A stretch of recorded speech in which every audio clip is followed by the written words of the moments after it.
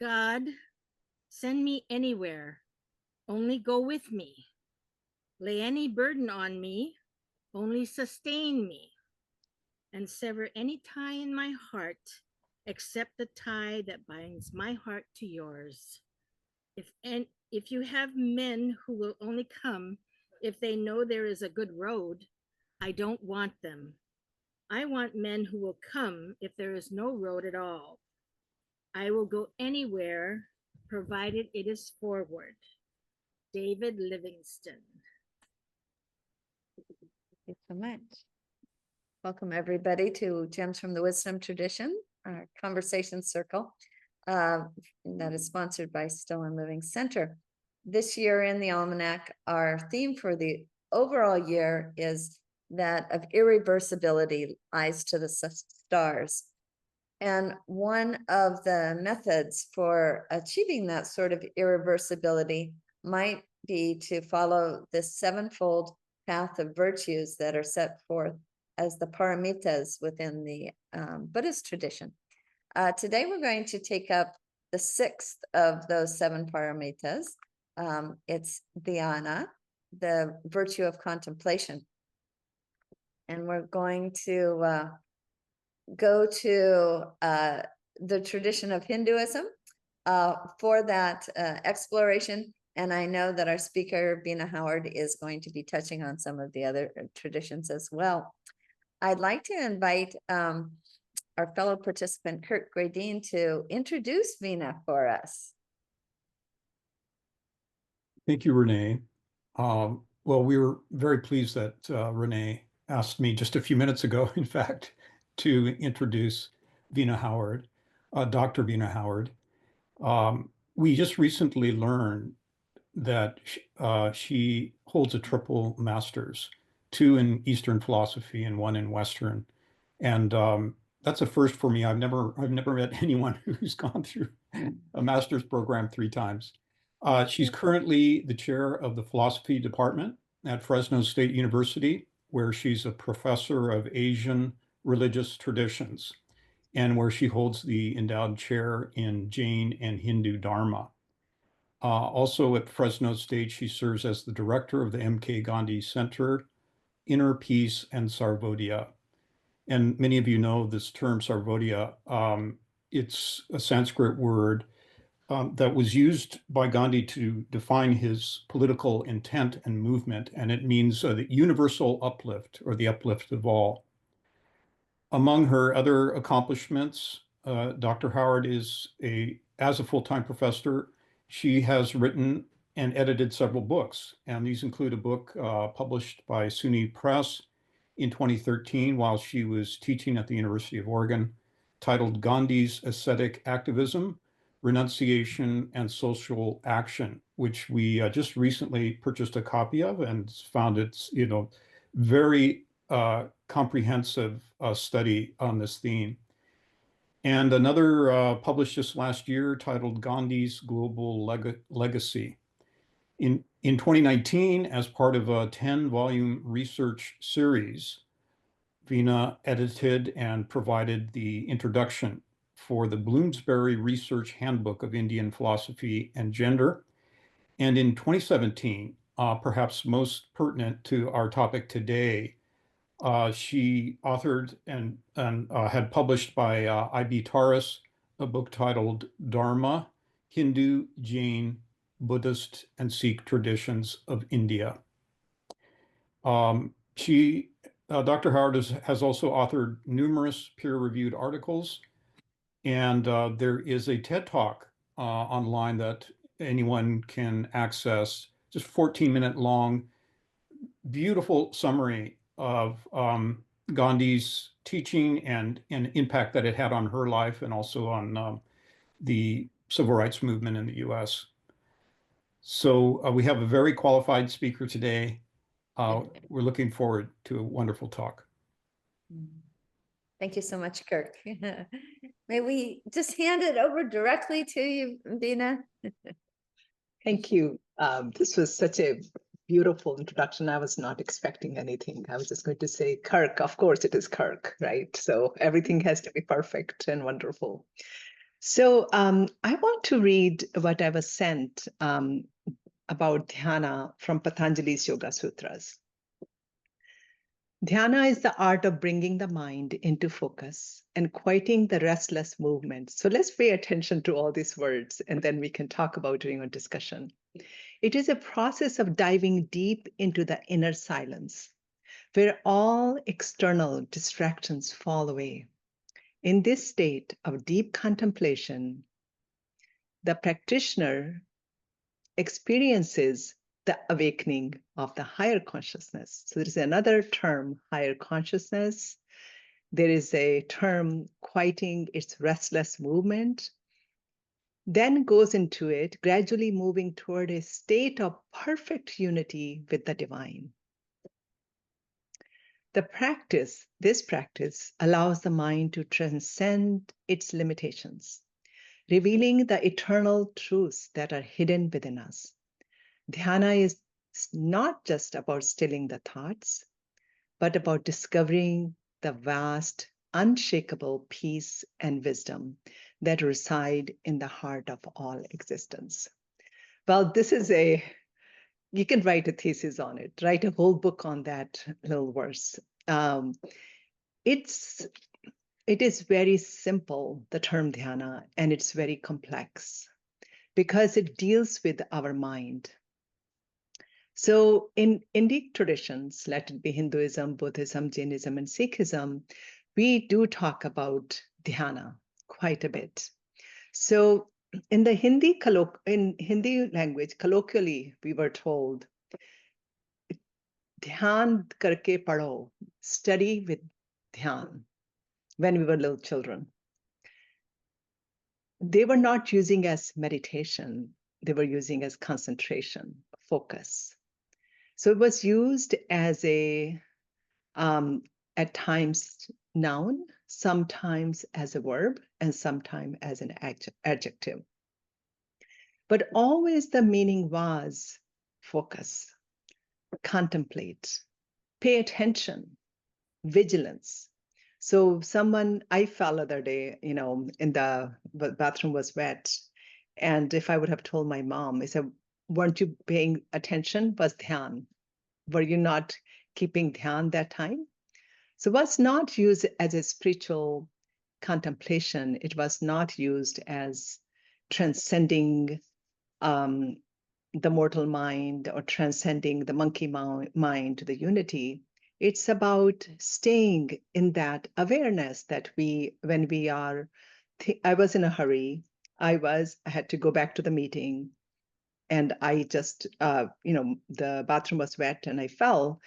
It was, if I was paying more attention, I would not have fallen down because I would have just put my foot in the right way or paid attention what was on the floor.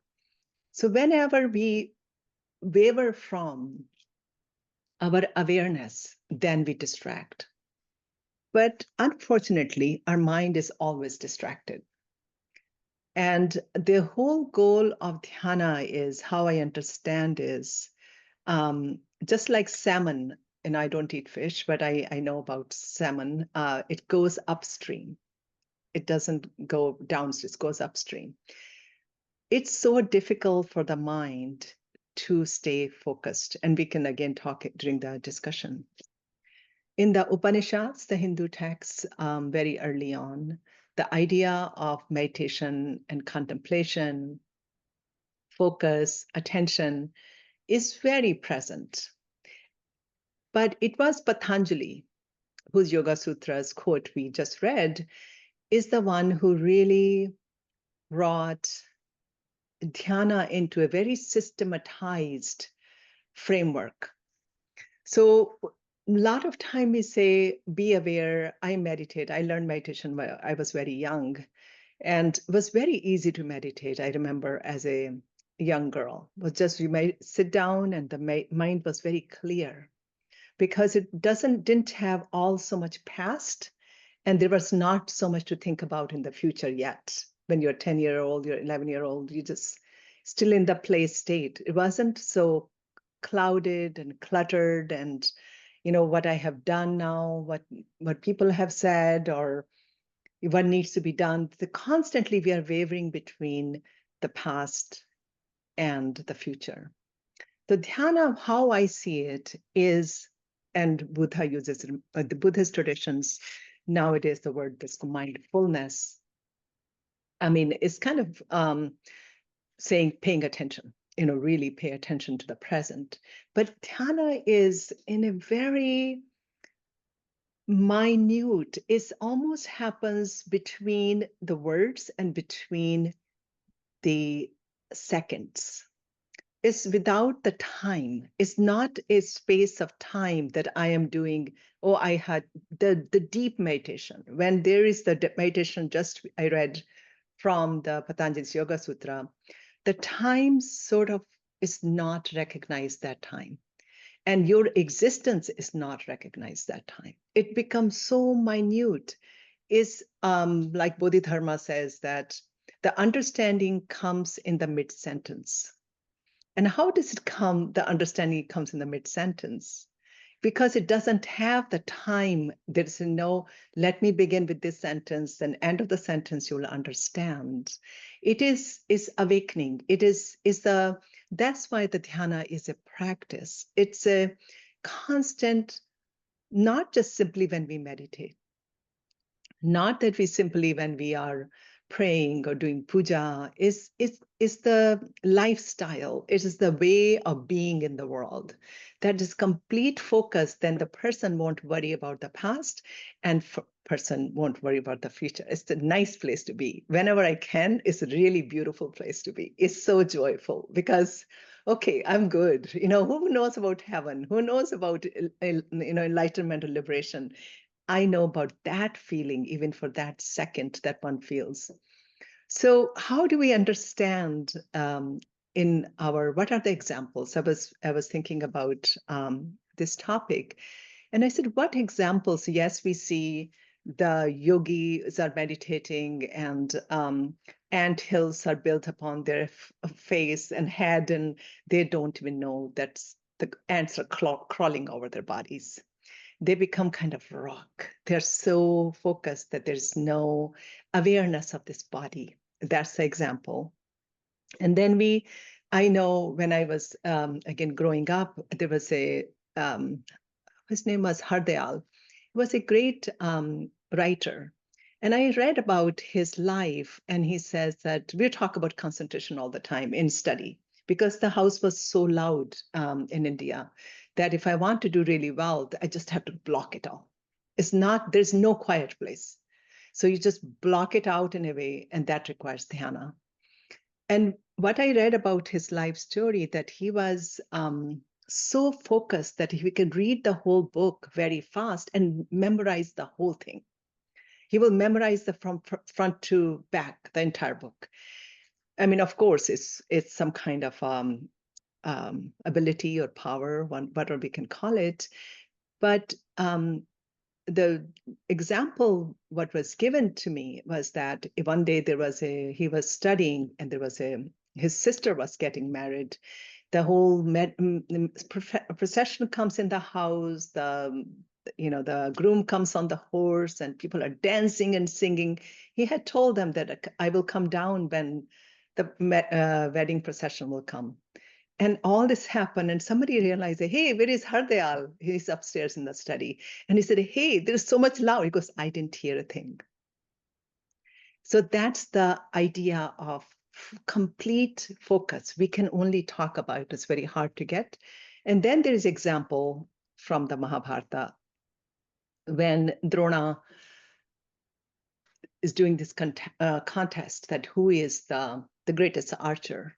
And he has Yudhishthira there, he has Bhima, he has Arjuna, and everybody has bow and arrow. And this fish is going up on a suspended for some kind of entrapment, and in the water and moving. And their shadow is on the ground. And you have to look at the shadow and hit the bow and arrow from looking down. So everybody said, what do you see? Drona said to Yudhishthira. He said, I see sky, I see trees, I see a fish.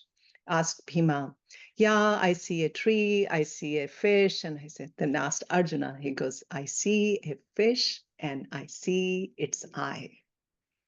Oh, no, I only see the eye of fish. Sorry, not a fish. Only I see the eye of the fish. I said, okay. And he's the only one could shoot the eye of that fish. It's moving.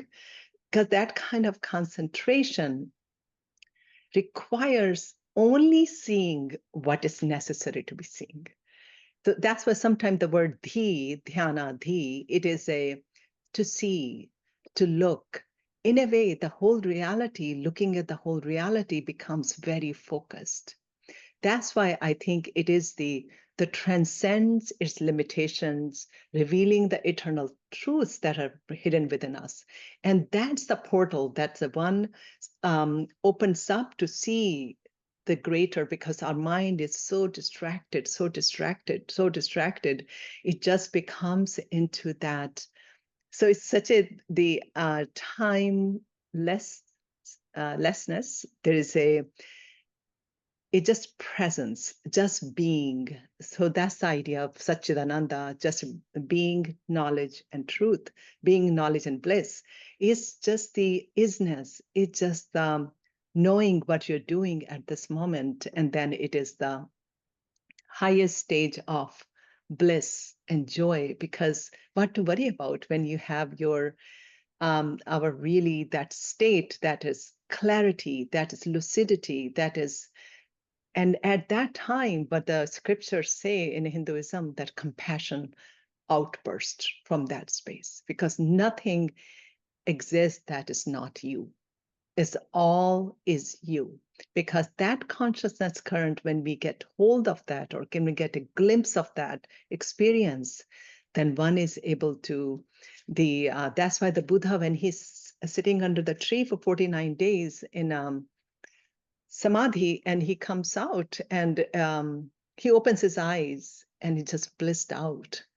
And the passerby asks him, his face is radiant, and he says, who are you? Are you an angel? He says, no. He said, are you a god? No. Are you a celestial being? He said, no. So who are you? He said, I am awake. And that is the awakening of the idea of, because all this is sleeping, all this is delusion. Important, we are doing it. But if we want to that glimpse of that, some say that it is even in needle's point can be divided in thousands of parts. That state of minute dhyana is finer than that. So one cannot imagine that focus, that minute understanding is the infinitesimally small, but it is equally absolute.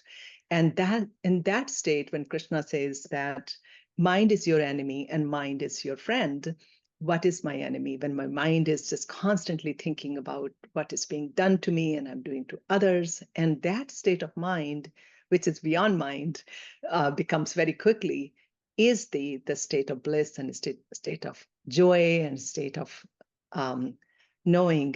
And I think that's the state that Patanjali is trying to get to it through. First, you have to do yama, control of your desires and base emotions, niyamas, observe some things that we can direct our mind toward doing the right things that can help us practice that state.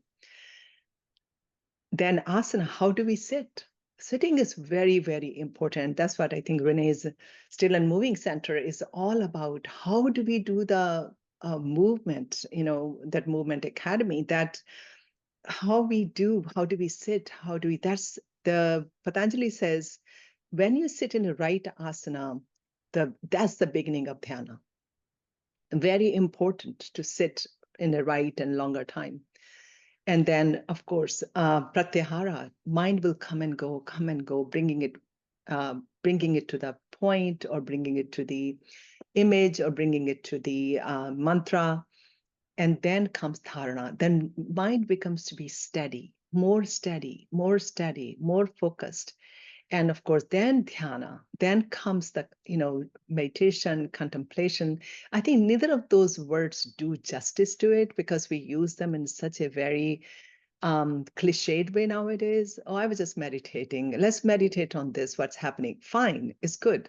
But the idea of dhyana is very fine, and all traditions have it.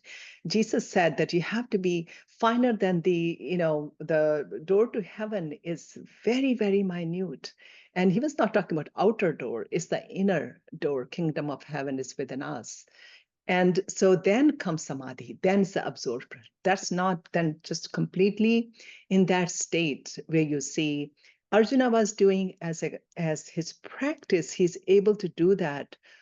He was not doing, he was a yogi on his right, that Krishna comes to him, he talks to Krishna. That's a very another point that we can talk about. He is a yogi in his own right. And then we see the yogis who sit and meditate. And then we see people who use the tools of dhyana to achieve a lot of accomplishments in life because they're so focused toward their goal. They're so focused, but then it remains in the material realm, but not for the, that technique, that tool can be used to getting unshakable peace, but you have to really turn your mind from the material desires to just being, just enjoying the bliss and living in that state that we are able to completely focus and let go. Thank you.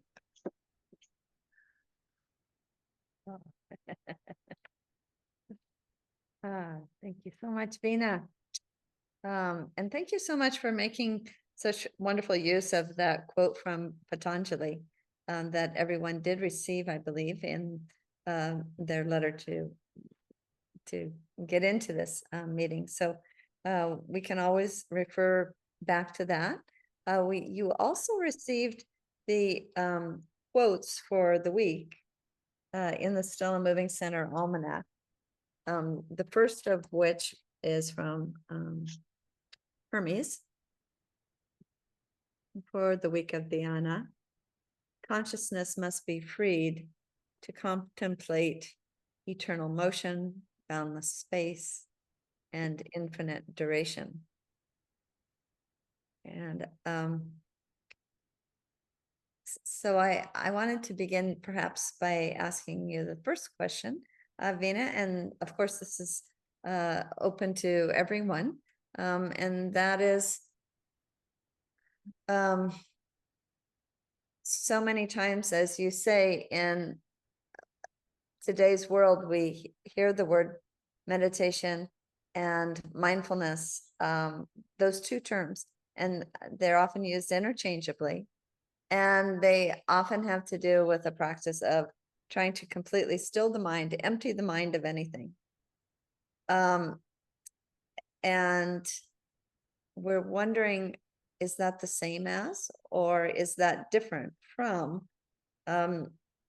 this consciousness becoming freed to contemplate upon eternal motion, boundless space, and infinite duration? Is that a clear question? I think it's so funny that we are talking about semantics about a state that cannot be described. So it's really is, I find it, first you have to, as a scholar, as a teacher, I have to do this, but then I have to smile at it also, because it is the state that I cannot describe to you how it feels like. And I think all of you might have a glimpses of that.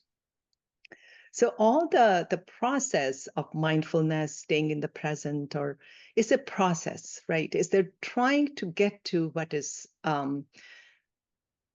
which is so minute. And again, consciousness, what do I mean by consciousness, right? What do I mean by eternal peace? How do we understand those words and those ideas unless we have even a basic, you can have a little basic experience, doesn't have to be complete, transcending the mind, but there can be those glimpses of just complete letting go, and it has to come with joy. That's the one test that you can see. When we have that, even for a glimpse of that state, has to be that you have to grin, you have to have eyes. It just is I'm burned, it's speechless. So I'm just going to let you guys think about it. What do you think? Cliff, what do you think? You're smiling, so you're in that space. Well, I was thinking about this story that you told once about Gandhi. But before I share the story that you told me about Gandhi once, there's this statement by Krishna in the Gita that the wise is one who sees action in inaction and inaction in action. And I'm wondering if these are two sides of Dhyana. So you're saying it's a life practice, and it's not just like you do Dhyana at this time of day, but it's something that goes on all the time. And so in inaction, there's action. In other words, when we sit for meditation, there's an action going on. And then when we go out in the world, we appear to be busy, but in a sense, we're very still.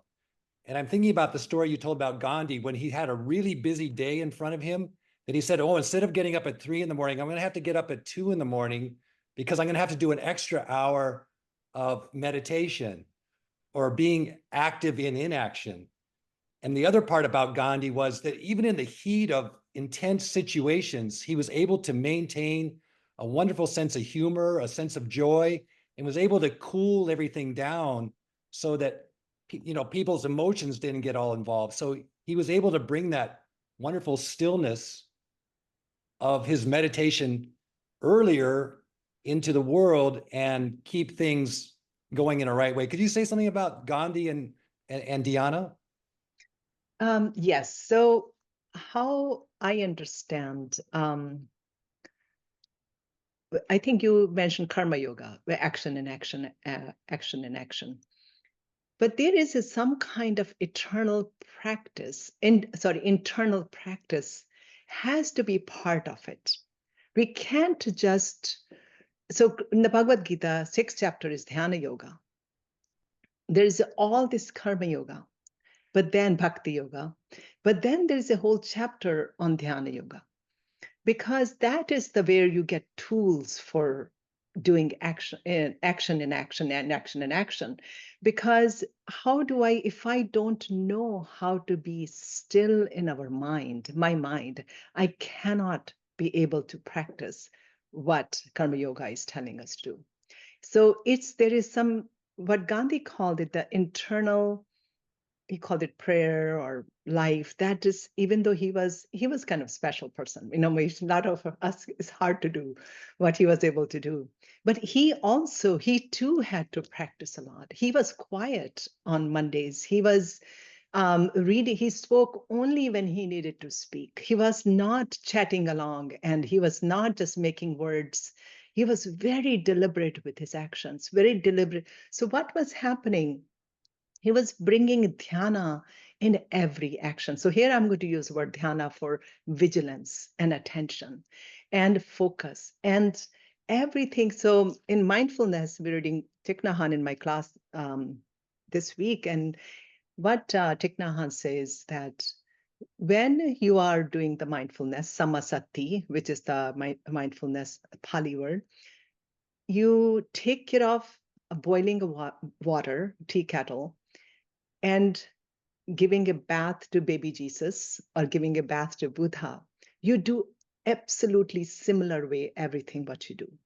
Every action is with that mindset.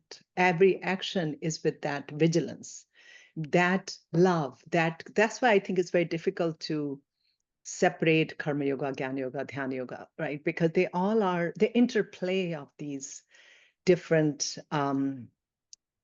paths, we can call, or different approaches, I call it, rather than paths. But there are people who want to do karma yoga. They will just do dhyana yoga. They will just meditate, and the yogis generally, and live a life. And they also exude a lot of peace and goodness through their action of meditation. So it's not like waste of time for others. It really is through their vibrations, their being in the world, by teaching the right path to people. They're also contributing lots to the world. But I think the action, what you're saying is those of us who are unable to do, full-time dhyana or be yogis. And I think sitting and contemplating in the morning and evening during the day, it really aids to that taking in the world when I'm doing. It's how I can have a very contentious department meeting and I can smile and pull back rather than taking into, oh, it's me, they're talking about, they don't like what I'm doing, to just little, but that requires awareness. And again, those terms I'm using interchangeably, right? Dhyana, dhyana, dhyana. Always, whenever I lose that dhyana, right back into it, and ego just gets in. Okay, this is all mind. It starts racing and the heart starts racing. And so it is just quietness and smile has to be together.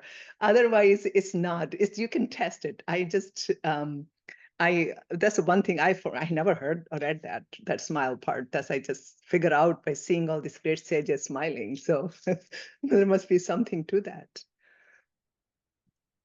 Thank you. You always ask great questions.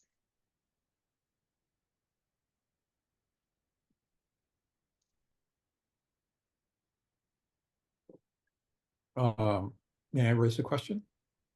Yes, please. Yeah. You mentioned briefly about mantras or mantrams, and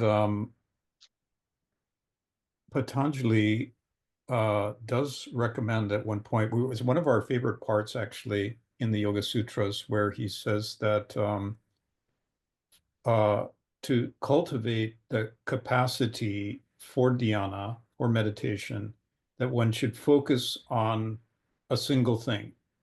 Yes. And then he recommends, he says, the most efficacious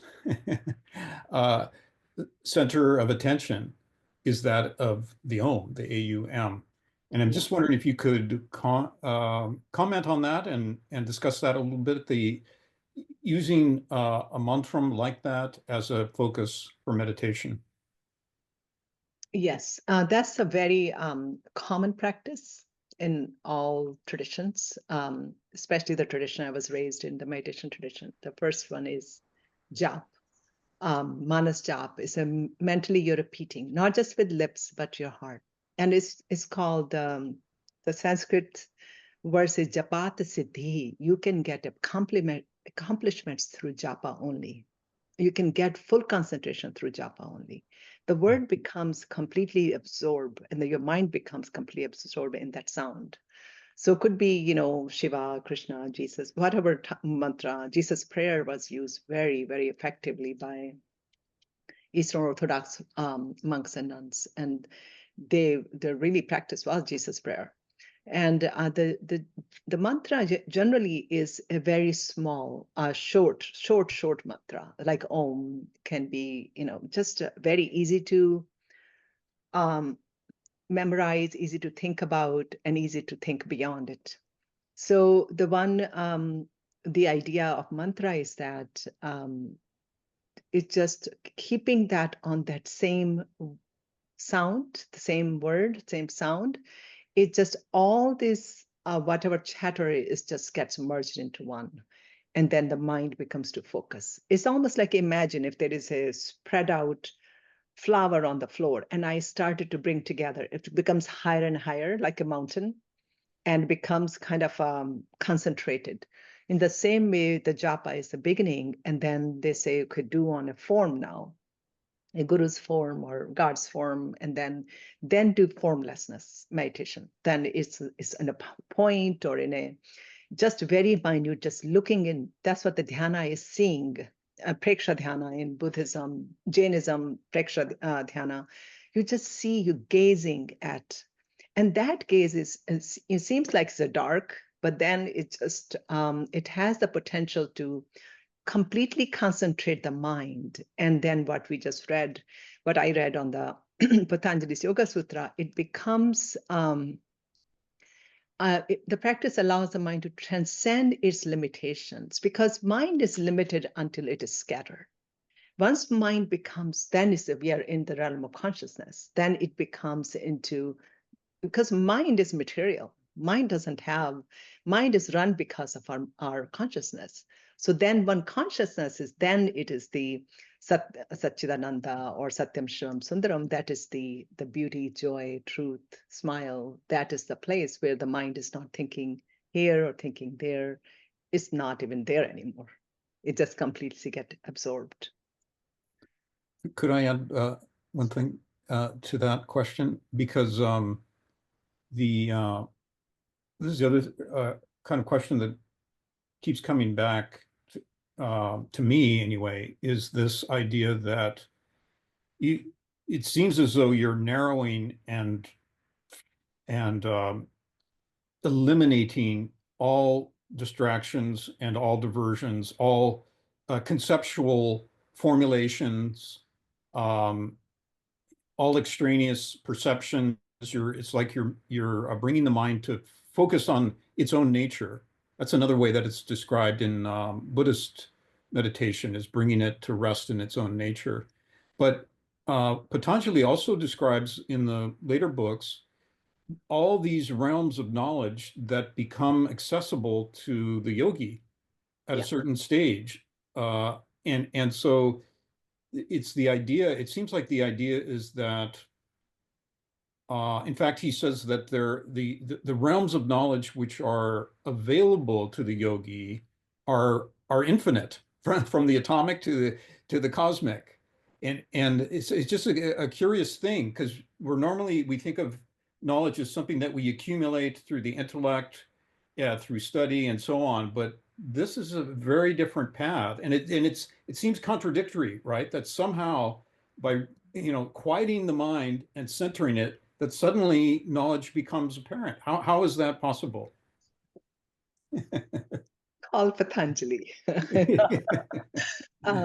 It is the limited mind. I mean, I think we do have that experience. The mind, as soon as mind is quiet, if we have even for a second that experience, when mind is quiet, there is a peace, there is joy. There's just even not even talking about those realms or those infinite experience, infinite number of experiences we get. It is because the consciousness is divine. Mind is not. Mind is a vehicle to get there. And then once that becomes finest, focused Dhyana, in Dhyan, then it becomes almost like a portal opens up, almost like I'm not my mind. I have mind. I hope I'm not my mind. Mind belongs to me. So that me becomes now in charge of that, instead of my mind who is in charge right now. And that me is the consciousness that is infinite, that's beyond any categories, any qualifications, any limitations. But again, these sages discuss this, talk about that. And I think Cliff's question, that we see those very few people in life who are living in that, at least in that consciousness or that understanding or that experience. Generally, we don't see people living in that experience, because we will be shaken and shattered and yo-yo of the world.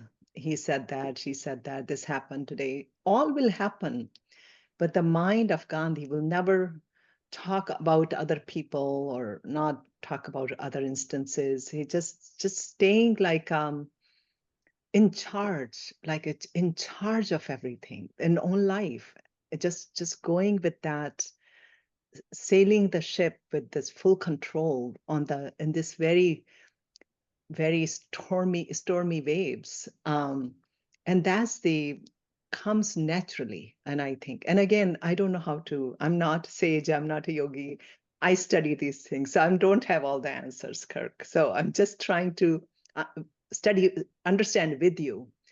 because those are my questions from early childhood, that how does it work? How does it, but I do know whatever little understanding that there is something very magical when we are able to concentrate. We are able to, I like the word concentration more than meditation, because it is really is bringing into not very cliche term, and just really concentrate your mind, really concentrate your being in the world. Every time when we are too scattered, we are unable to get things done. It's like so meditation becomes more like religious term, and but we know how concentration works. When we are concentrated on a project, how it comes out. So now it is really very high level, where it is completely dropping everything out and just concentrating on yourself only. And then it's the awareness. The word is, I don't know the word enlightenment as much. Again, that's also Western word, has become very cliche. I'm enlightened being. Okay, that's great. Just I think it's awareness. I call it understanding. Those are my terms. Thank you.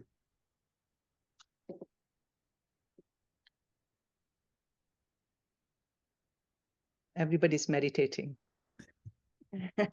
Robert's got his hand up though, in his meditation. Yeah, I am not meditating. I just wondered about the use of the term Dhyana, because in Patanjali, as you mentioned, you have the preliminary yamas and niyama, and that helps lead to dharana, which is, as described as complete concentration. And then that leads to dhyana and samadhi, and all three of those together are a particular exercise called sanyama. But in Buddhism, for instance, they talk about 4 levels of dhyana. So I just wondered, is there a lot of flexibility in the use of this term?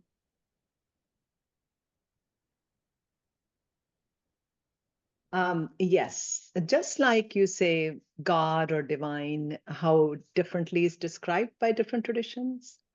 Same thing, those stages are, but the Patanjali is not giving the stages of dhyana as the Buddha does.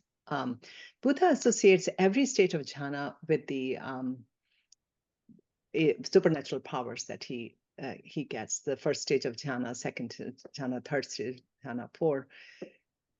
But Patanjali is the Sanyama, as you said, but the Dhyana is still not complete absorption. Dhyana is the portal to the complete absorption, which is Samadhi. And then Samadhi, then there is many ways that, as you see in Patanjali's Yoga Sutra, Nirvikalpa Samadhi, all different kind of Samadhis are described, that absorption.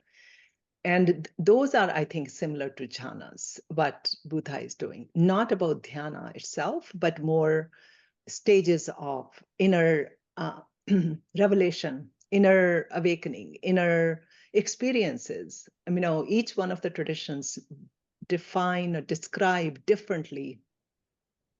And I asked my teacher one time, I said, why do people same path and they have described differently? These sages is what it says. And I did ask my teacher, and he said, it's because of their own personal, we bring our personality in it also, even though we are in that state of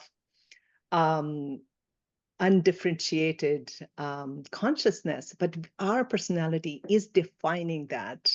So just as all different religions, their ethnicities, their cultures, their ways of being have really give rise to different ways of describing that, power or the divine being in a very different way. But when we remove all those personalities and human traits, we see that there is something very similar in all these traditions. And I think the similar thing is happening in the Buddhas and Jain and all different traditions. That even Eastern Orthodox is the almost the first thing happens generally that you don't talk too much about that. It's not as much a desire to articulate it, even though we don't know Buddha himself what he wrote. He didn't write anything. We know that. How much he said about those and how much his monks were writing.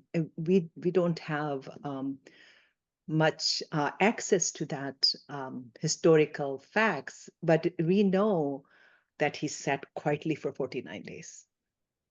And what happens in those 49 days that he's quiet when he comes back. He's completely silent for days. And then when he speaks, first thing he says, dukkhamasti, life is suffering. There is suffering. Not that I saw God, not I saw consciousness, not I am awake. Just comes out and says, okay, this is the problem with our world. And now this is the reason, and that's then the Eightfold Path. So I think this is, every teacher is approaching that problem of the existential entrapment, and also the human condition and human capability, rather, the condition of suffering, but the capability of having the access to that state, that part of us, access to me, myself, who is deeper me, it is there, which is all human beings do have access to that, or capability of accessing that.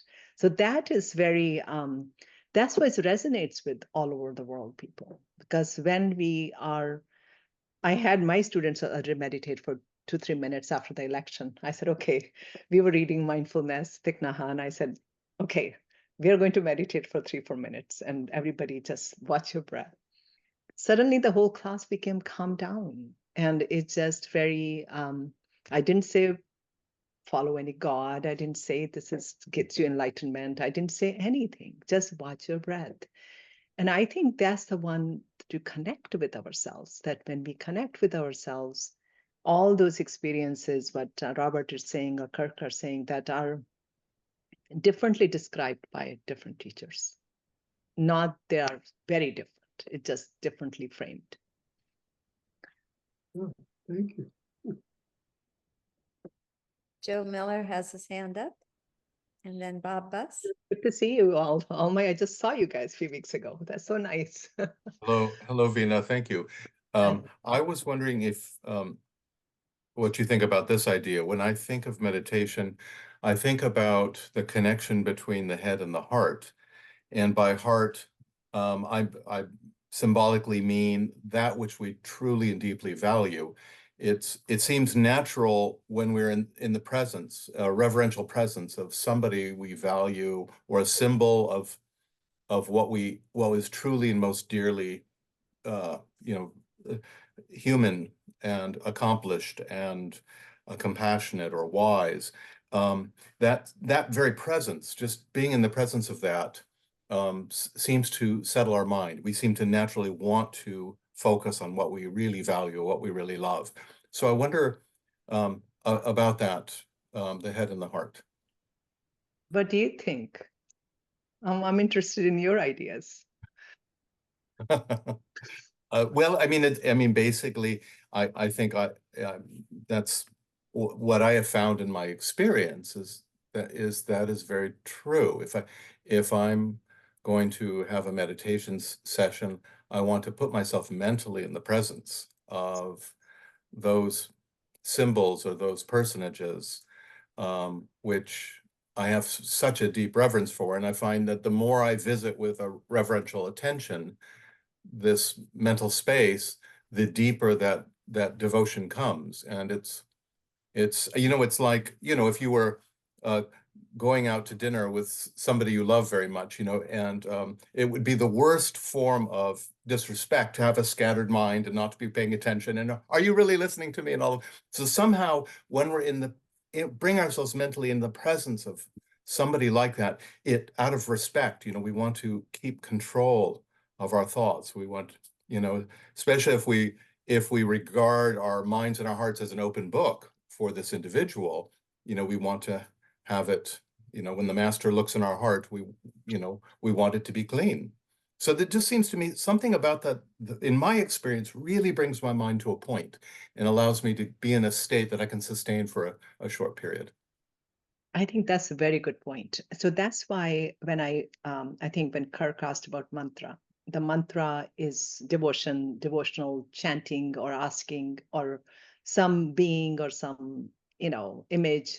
And then the manas dhyan or the dhyan, the form is someone exactly that you love, that you really have a lot of reverence. So all these traditions had a kind of a system that you do. First, you have to focus on gross or material ideas, and then you go found to the formless state, which is complete focus. Then there's no form.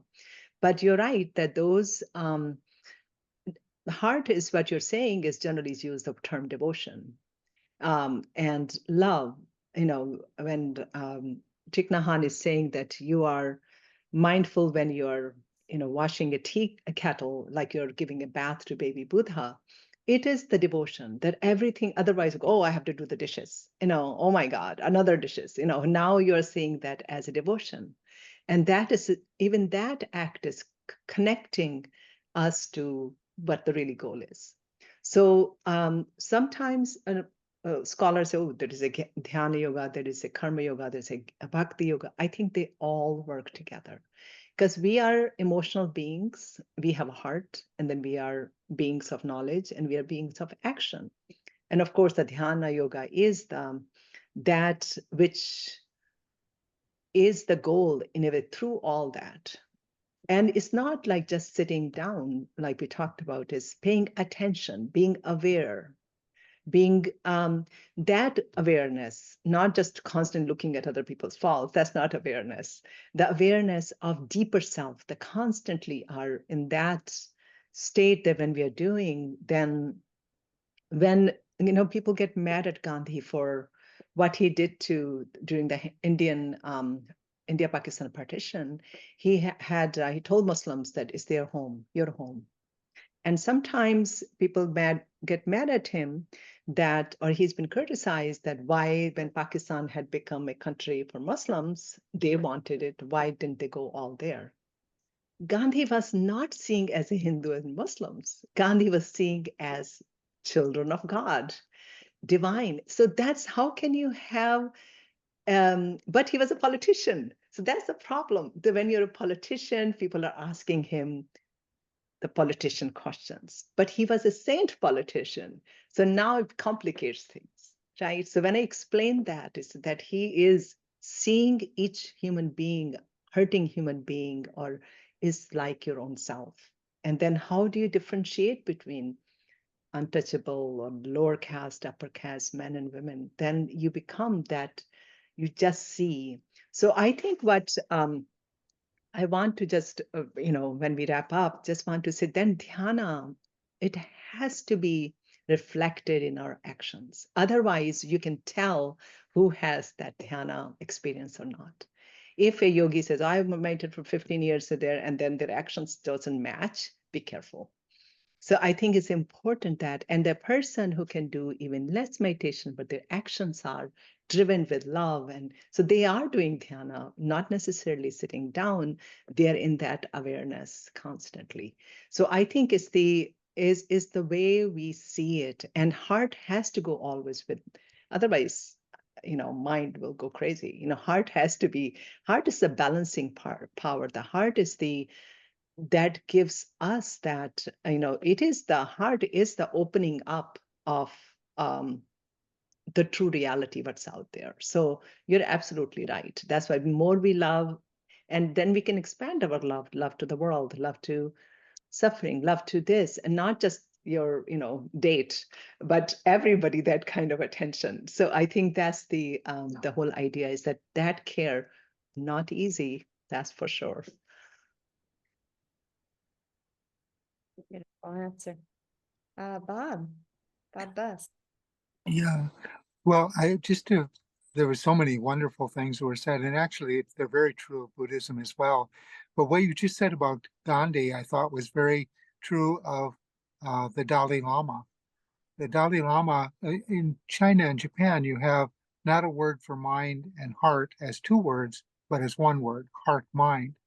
And the Dalai Lama's early practice, which he reflects in one of his first books called The Art of Happiness, basically he's looking at wisdom and compassion as, like two sides of the same coin.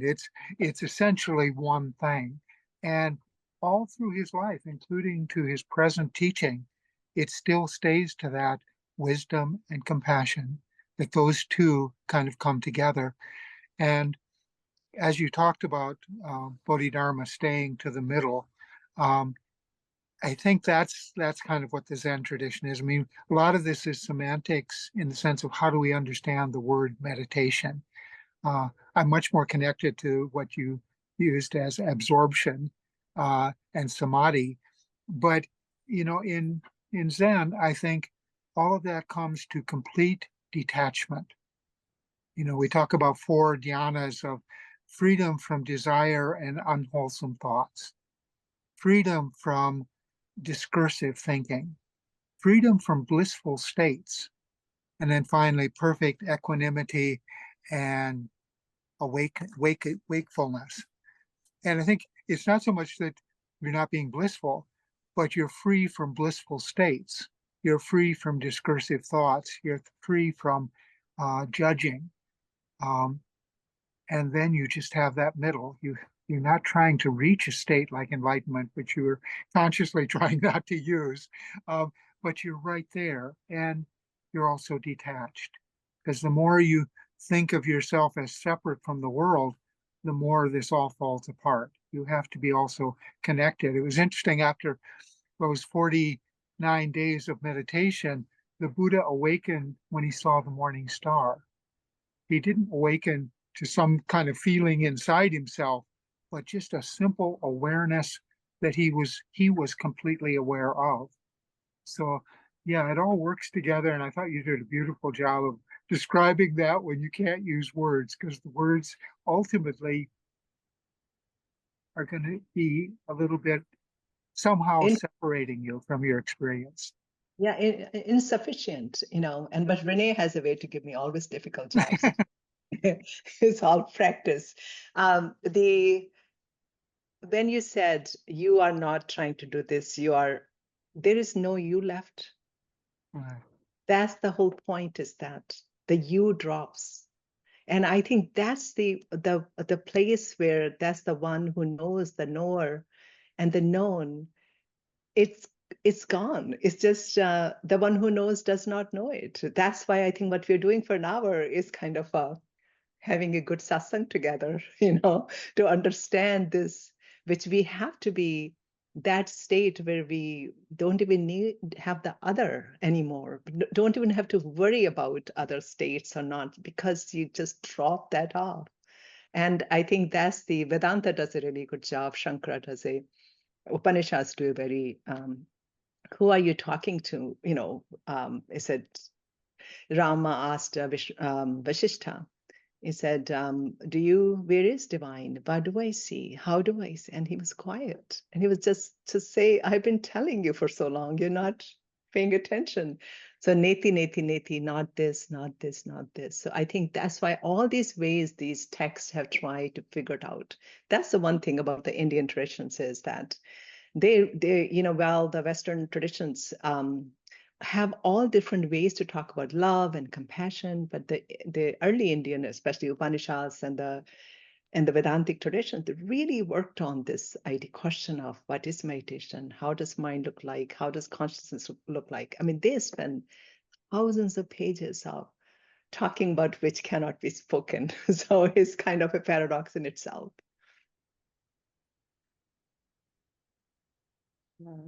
Thank you so much, Vina. I want to really thank you for rising to the occasion of tackling the impossible, talking about that which cannot be spoken of in such a way that it did, I think, give glimpses to each of us into our own life experiences where each of us have had those moments when there's this stillness that opens up into something vaster. And it always, as you mentioned, seems to include a joy. There's always a smile that goes with it, and a feeling perhaps of embrace of that which is larger, and everyone that we have in our world, and we have so much of a greater appreciation for all that, as Joe was mentioning, is so precious to us. All of a sudden, its preciousness becomes evident. I really do want to thank you on behalf of all of us for giving us those glimpses. I want to say for next week, when our topic for the week in the Still and Moving Center Almanac is bounty and gratitude, I think that is actually a topic that we in America do really well with our celebration of Thanksgiving. I think it's something that is a very heartfelt thing in many people's celebrations. Cliff always says he likes Thanksgiving the best of all the holidays because there isn't any stuff. And so we're going to allow our gems to be just that whole 4-day period of Thanksgiving through Sunday, to be that time when all of us can really appreciate the bounty that we have in our lives, and just focus on that gratitude, knowing that everything is transitory, and yet whatever we do have, we, by being grateful for it, we have it. When we lack that gratitude, we don't have it anyway. It's not there for us because we are not appreciating it. So let's all this next week just be kind of collectively on our own, in our own families and with friends, appreciating that bounty and gratitude. And we'll get together again on November 30th for the topic of the ascending cycle. Thank you so much, Veena, and thank everyone else who was in attendance and sharing your attention, your questions, your wonderful comments. Thank you. Great to see you all. Thank you so much. Are we staying on Thank you. longer? Thank you, Vita. Thank you so much. So good to see you all. Veena, I can't wait to hear the recording. Oh, thank you so much, David. At the vet's office, my cat had an appointment. Oh, I have access to recording, so I'm very much looking forward to that. yeah. You always ask good questions too. So thank you for being here. You know, everything is, you know, it was nothing new. I said it's all everybody knows. So it's just reframing some things and trying to understand myself. It just is a process. It is a method. So we try to get on it. Try to do every moment. Follow, and happy Thanksgiving, everyone. Happy Thanksgiving to all of you. See Appreciate you later. it. Thank you so much. Thank you again, Veena. Aloha.